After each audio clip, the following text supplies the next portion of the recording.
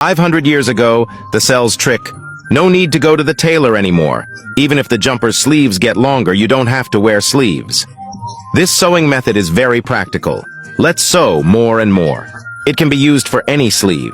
If you close the intention at the end, the sleeves will get shorter. Sew the bottom of the hole where the jeans have a hole in the crotch, cross-stitch left and right. Sew to the bottom of the hole and pull the thread lightly. The stitches are not visible at all.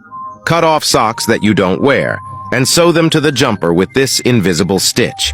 And after the sleeves get longer, it will last for 3 years. Don't throw away the big collar either. 1 stitch on top and 1 stitch on the bottom, and gently pull at the end to solve it.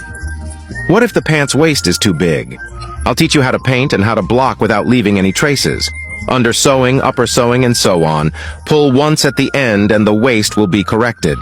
For the bottoms, first open the thread from under the needle.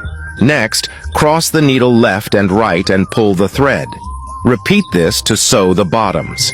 Simple and practical bookmark.